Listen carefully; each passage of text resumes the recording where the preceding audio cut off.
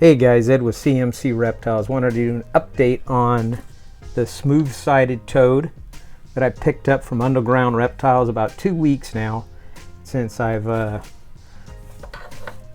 had this girl. She's doing really good, pounding the food. She likes to hide, as you can see. Look, you got crickets running around there. And you can see that nice big fat belly. She's been eating really good. Lots of crickets, super worms, even rats. I have fed her a couple of rat pinkies. She just actually ate a rat pup. So she's doing really, and she's fast. I mean, unlike the cane toad, this frog is really, really quick. It's a forest frog, forest toad, I should say. But man, just great, great, great, great animal. Yeah, she ate her first rat pup yesterday, and normally I feed this girl. Let me see if I grab her real quick. Get a look at these eyes. So I keep her up here a little bit. There you go. Yeah, but how cool those eyes are. This animal again is just like the cane toad, based on movement. So as soon as she sees any kind of movement on food, like the super worms, crickets, she's on them. Rats, and you can see by that big fat belly, she definitely pounded a nice big rat pup yesterday. Spray her down here and there. Give her a little shower.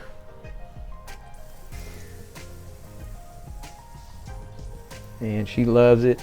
You can see she just sits up at upright position, taking in that water.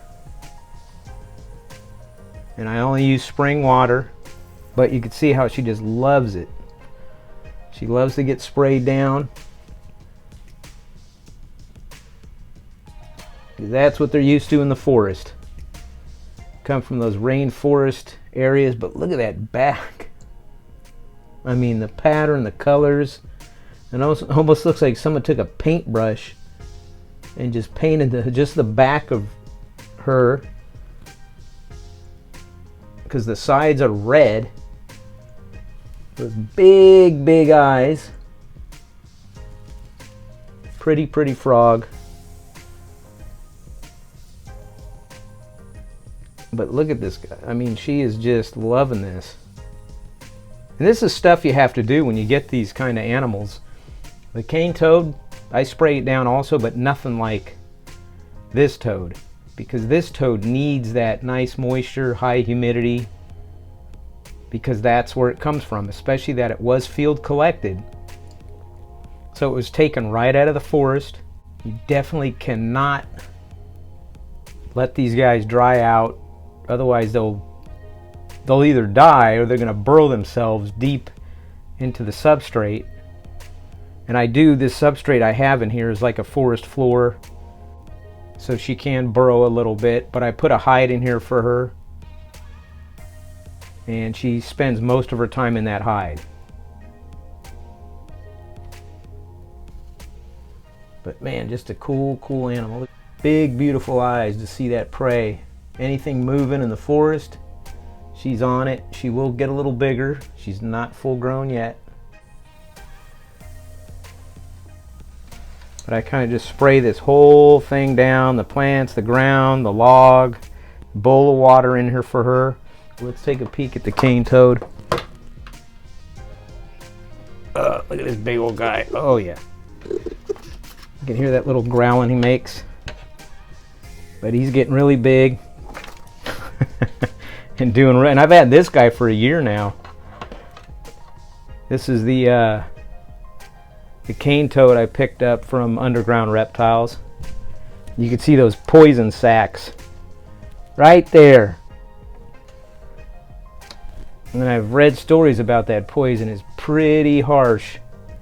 Anything tries to eat this animal, it will die. And I mean, not get sick, it will die, and that includes a human. You know, if a small child got any of that or ingested any of that poison.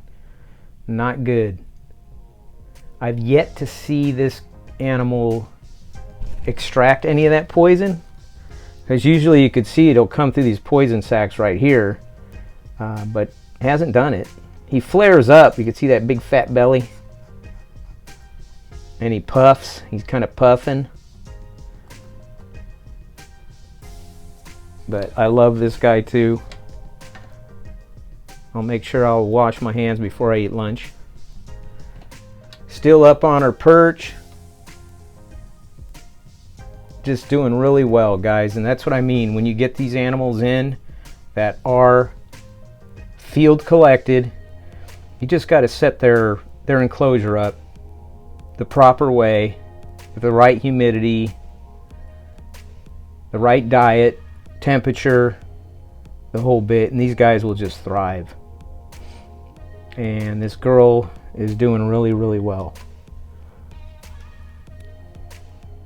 And there she is in her hide. And guys, if you see an animal that you like, that you want to purchase, whether it be a toad, a frog, a lizard, and you really don't know anything about it, you don't know about its locality or what it eats or anything, just research it. I mean, with YouTube videos now, there are so many good educational YouTube videos out pretty much on every animal, every species, locality, and it just takes an hour of research to figure out what you need to do to take care of these animals. As long as you can give it the proper enclosure, food, and whatever else it needs, man, it's easy. I didn't know anything about this toad. I just saw it and said, man, that's a cool looking toad. I want it.